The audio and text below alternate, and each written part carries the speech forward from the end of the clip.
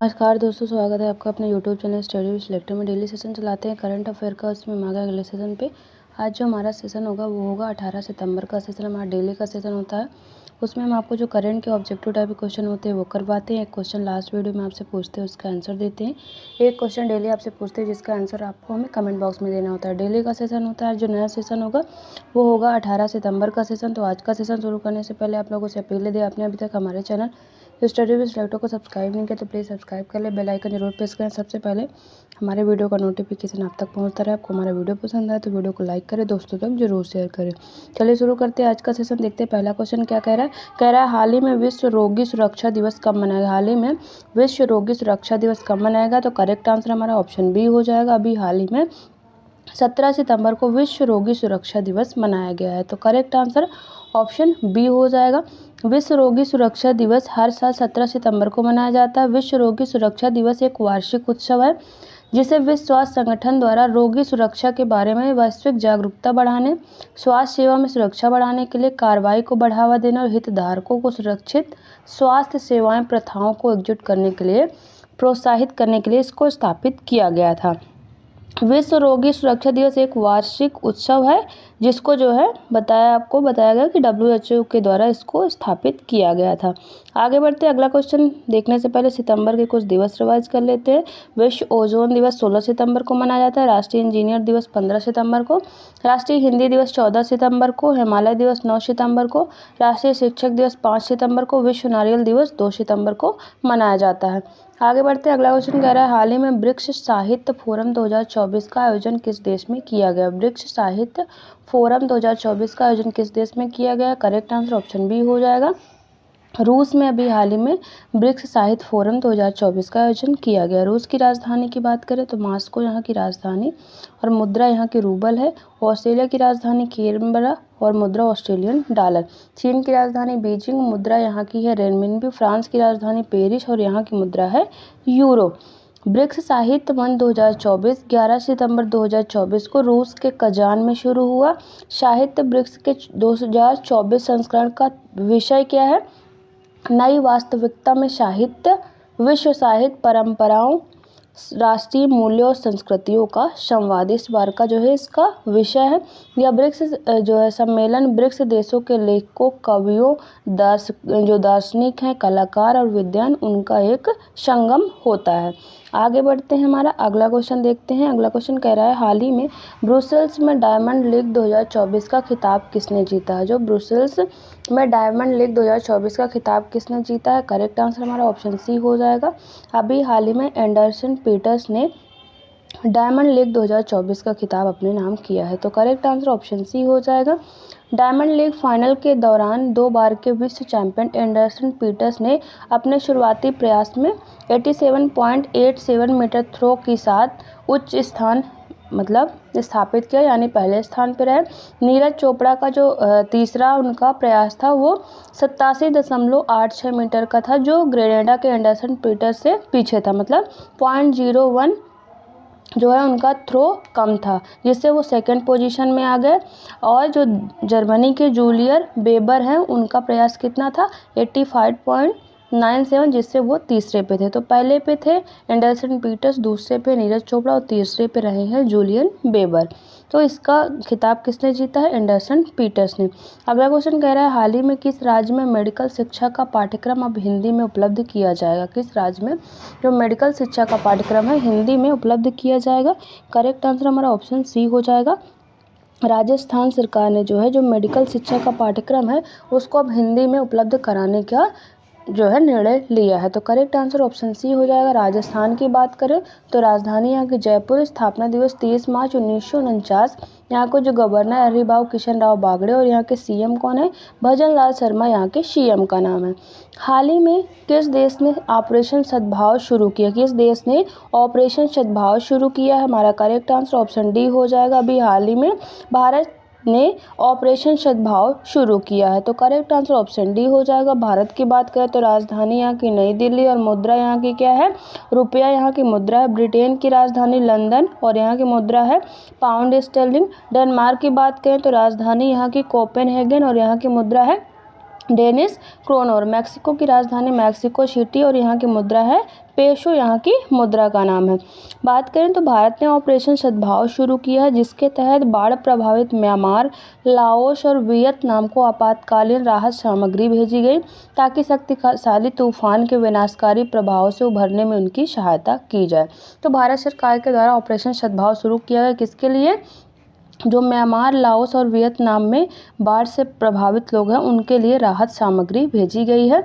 Myanmar, Laos और Vietnam तूफान जो यागी आया था उसके आने के बाद भयंकर बाढ़ से जूझ रहे हैं, जिसे एशिया का साल का सबसे शक्तिशाली तूफान कहा जा रहा है। तूफान के कारण मूसलाधार बारिश हुई है, जिससे पूरे क्षेत्र में व्यापक क्षति हुई और हजारों लोग विस्थापित हुए हैं। तो इसकी वजह से अभी हाल ही में भारत सरकार ने ऑपरेशन सद्भाव शुरू किया। अगला क्वेश्चन कह रहा है, हाल ही में डीआरडीओ ने हल्के युद्धक टैंक जोरावर का सफल परीक्षण कहाँ पर किया है? करेक्ट आंसर ऑप्शन ए हो जाएगा राजस्थान में। अभी हाल ही में डीआरडीओ ने हल्के युद्धक टैंक जोरावर का सफल परीक्षण किया है, तो करेक्ट आंसर ऑप्शन ए हो जाएगा। राजस्थान की बात करें, राजधानी जयपुर है। स्थापना दिवस 30 मार्च 1949 और यहाँ के गवर्नर हरिभाऊ किशन राव बागड़े और यहाँ के सीएम हैं भजन लाल शर्मा। राजस्थान के जैसलमेर में भारतीय लाइट टैंक जोरावर का शुरुआती ऑटोमेटिव परीक्षण किया गया। भारतीय लाइट टैंक के डेवलपमेंटल फील्ड फायरिंग ट्रायल का पहला फेज सफल रहा है। जोरावर टैंक में मजबूत कवच लगाया गया। जमीन पर यह टैंक 60 किलोमीटर प्रति घंटे की रफ्तार से चल सकता है। ये पानी में भी चलने में सक्षम है। हल्का होने के कारण इसे हेलीकॉप्टर से सीमावर्ती क्षेत्रों में आसानी से तैयार किया जा सकता है। तो इसका अभी हाल ही में ट्रायल किया गया है राजस्थान के जैसलमेर में। अगला क्वेश्चन कह रहा है, हाल ही में चक्रवाती तूफान बेम्बिका ने किस देश को प्रभावित किया है? जो चक्रवाती तूफान है बेम्बिका ने किस देश को प्रभावित किया है? तो हमारा करेक्ट आंसर क्या हो जाएगा? ऑप्शन बी हो जाएगा। अभी हाल ही में फिलीपींस को प्रभावित किया है जो चक्रवाती तूफान है बेम्बिका ने। तो करेक्ट आंसर ऑप्शन बी हो जाएगा। फिलीपींस की बात कर लेते हैं। फिलीपींस की राजधानी क्या है? मनीला और यहाँ की मुद्रा है फिलीपीन पेसो। चीन की राजधानी बीजिंग और यहाँ की मुद्रा है रेनमिनबी। इंडोनेशिया की राजधानी नुशंतारा यहाँ की राजधानी और यहाँ की मुद्रा है रुपया, यहाँ की मुद्रा है। श्रीलंका की राजधानी श्रीजवर्धने और यहाँ की मुद्रा है श्रीलंकाई रुपया। तूफान बेम्बिका कई देशों में दस्तक दे चुका है। यह खतरनाक दिख रहा है। यह फिलीपींस और जापान में पहुंच चुका है। तूफान बेम्बिका ने मध्य और दक्षिणी फिलीपींस में तबाही मचा दी। बेम्बिका के कारण दक्षिण पूर्वी एशियाई देशों में लगभग 13,000 लोगों को इससे प्रभावित हुए तथा सड़कें और अन्य बुनियादी ढांचे जो हैं उनको भी काफ़ी नुकसान पहुंचा है। बेम्बिका की रात भर जापान के अमामी द्वीप से गुजरा, जिसकी गति कितनी थी? 198 किलोमीटर प्रति घंटे तक की थी। टाइफून बेम्बिका 75 वर्षों में शंघाई में आने वाला सबसे शक्तिशाली तूफान भी है। कहाँ पर? शंघाई में आने वाला सबसे जो है खतरनाक ये तूफान है। अगला क्वेश्चन कह रहा है, हाल ही में उपराष्ट्रपति जगदीप धनखड़ ने कहाँ संविधान मंदिर का उद्घाटन किया है? तो हमारा करेक्ट आंसर क्या हो जाएगा? ऑप्शन सी हो जाएगा। अभी हाल ही में जो हमारे उपराष्ट्रपति जगदीप धनखड़ हैं उनके द्वारा मुंबई में जो संविधान मंदिर है उसका उद्घाटन किया गया है। करेक्ट आंसर ऑप्शन सी हो जाएगा। भारत के माननीय उपराष्ट्रपति श्री जगदीप धनखड़ ने महाराष्ट्र के 433 औद्योगिक प्रशिक्षण संस्थान यानी ITI जो होती हैं वहां पर संविधान मंदिर का उद्घाटन किया। यह कार्यक्रम महाराष्ट्र कौशल रोजगार उद्यमिता और नवाचार विभाग द्वारा आयोजित किया गया था।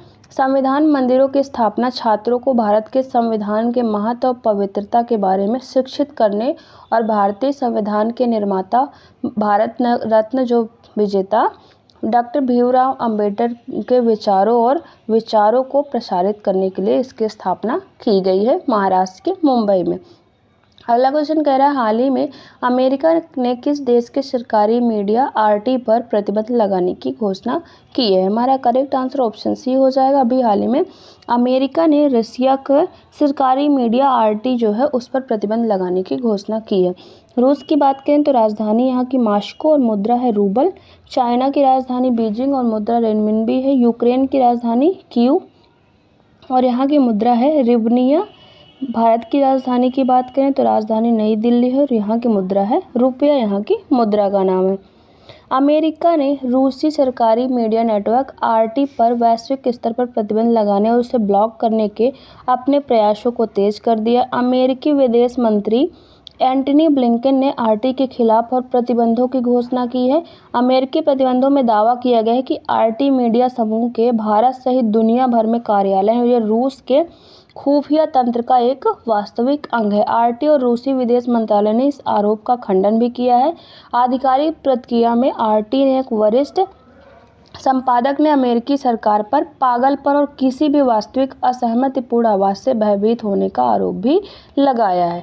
तो जो अमेरिकी मंत्री हैं, विदेश मंत्री, उन्होंने आरटी के खिलाफ जो है प्रतिबंधों की घोषणा कर दी है और उनको ये जो मीडिया समूह है इसको रूस का एक खुफिया तंत्र का वास्तविक अंग माना है, जबकि जो रूस की मीडिया समूह है उसने इसका खंडन किया है। आगे बढ़ते हैं। अगला क्वेश्चन कह रहा है हाल ही में किस देश ने ऑपरेशन यमन शुरू किया? किस देश ने ऑपरेशन यमन शुरू किया है? हमारा करेक्ट आंसर क्या हो जाएगा? ऑप्शन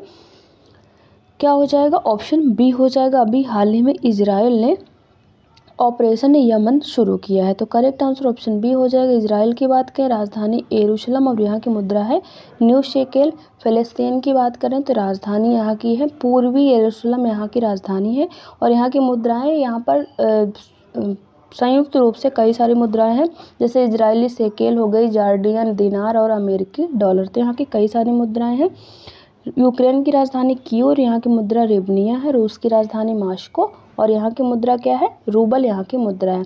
इजराइल ने हूतियों के मिसाइल हमले के बाद ऑपरेशन यमन की शुरुआत की है। लेबनान के जो हूती हैं उन्होंने अभी हाल ही में जो है इजराइल में मिसाइल से हमला किया, जिसके बाद इजराइल ने वहाँ पर ऑपरेशन यमन की शुरुआत की। इजरायली प्रधानमंत्री जो बेंजामिन नेतन्याहू हैं उन्होंने पहले ही कहा था कि हूतियों के मिसाइल हमले की भारी कीमत उनको चुकानी पड़ेगी।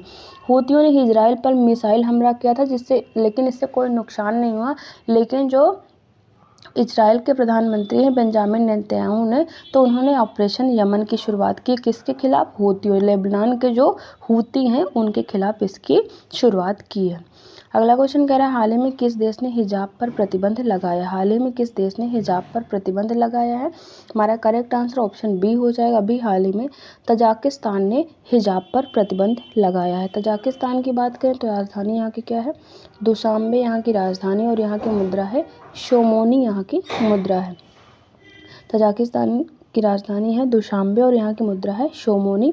कजाकिस्तान की बात कर लेते हैं तो राजधानी यहाँ की अस्ताना और मुद्रा है यहाँ की तेंगे। यूएई की राजधानी अबू धाबी और यहाँ की मुद्रा है दिरहम। सऊदी अरब की राजधानी की बात करें तो मुद्रा यहाँ की रियाद है और यहाँ की मुद्रा क्या है? रियाल यहाँ की मुद्रा का नाम है। मुस्लिम बाहुल देश तजाकिस्तान ने हिजाब के इस्तेमाल पर रोक लगा दी है। इसके अलावा देश में ईद के त्योहारों पर बच्चों को दी जाने वाली ईदी को भी बैन कर दिया गया है। राष्ट्रपति इमोमाली रहमान ने, जो वहाँ के तजाकिस्तान के राष्ट्रपति, उन्होंने हिजाब को विदेशी परिधान बताते हुए प्रतिबंध लगाने का ऐलान किया है।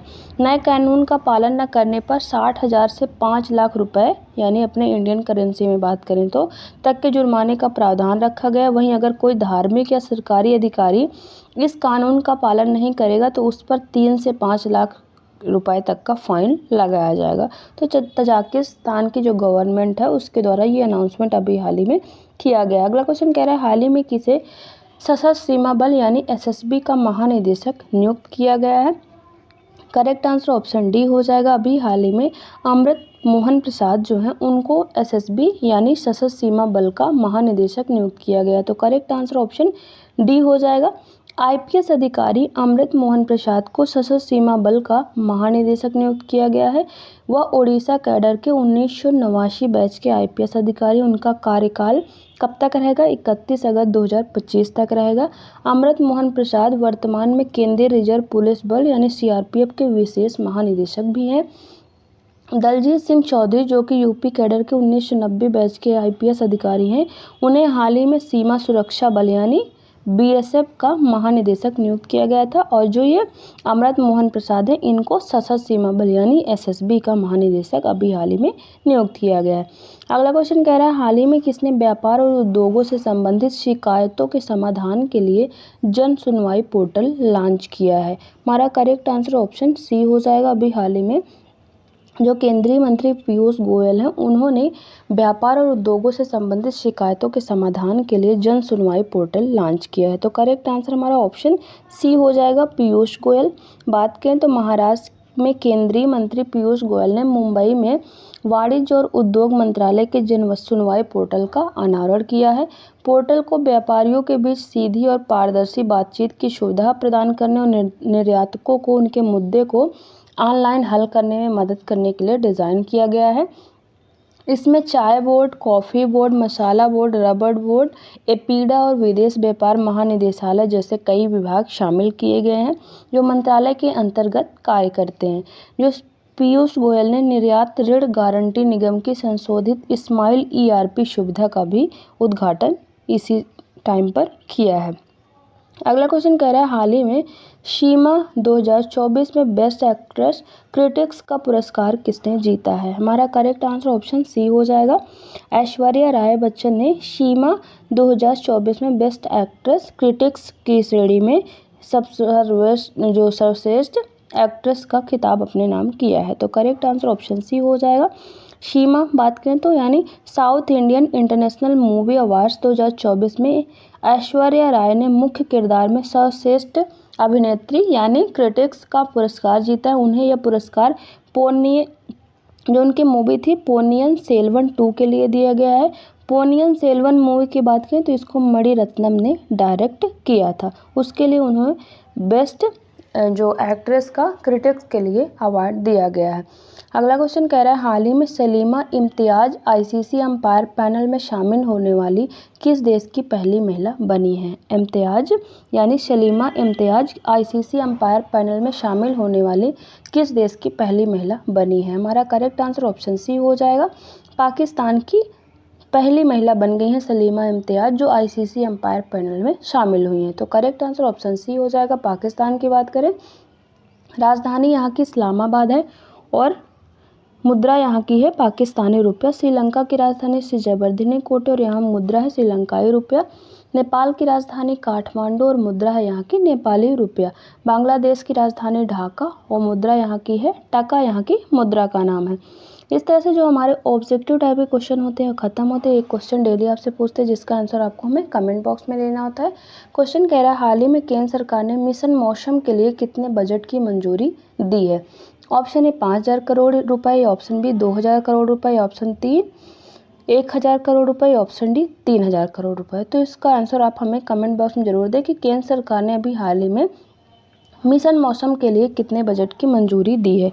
अब एक क्वेश्चन जो लास्ट वीडियो में आपसे पूछे थे उसका आंसर देख लेते हैं। क्वेश्चन था, हाल ही में पहली निजी स्पेस वॉक के लिए पोलरिस डान मिशन किसने लॉन्च किया है? जो पहली निजी स्पेस वॉक के लिए पोलरिस डान मिशन किसने लॉन्च किया है? तो आंसर हो जाएगा स्पेसएक्स, जो एलन मस्क की स्वामित्व वाली कंपनी है स्पेसएक्स, उसने पहले निजी स्पेस वॉक के लिए पोलरिस डान मिशन लॉन्च किया है। इस तरह से जो हमारे डेली का सेशन होता है वो ख़त्म होता है। डिस्क्रिप्शन में हमारे टेलीग्राम चैनल का लिंक दिया है, वहाँ से आप हमारे टेलीग्राम चैनल को जरूर ज्वाइन करें। वहाँ पर डेली सेशन चलाते हैं, उसकी पीडीएफ आपको एकदम फ्री में अवेलेबल रहेगी। साथ में सारे क्वेश्चन के आंसर रहते हैं जिससे आपको रिवीजन में आसानी होगी। तो आप हमारे टेलीग्राम चैनल को जरूर ज्वाइन करें। और जाने से पहले आप लोगों से अपील है, यदि आपने अभी तक हमारे चैनल स्टडी विद सिलेक्टर को सब्सक्राइब नहीं किया तो प्लीज़ सब्सक्राइब कर ले, बेल आइकन जरूर प्रेस करें। सबसे पहले हमारे वीडियो का नोटिफिकेशन आप तक पहुंचता रहे।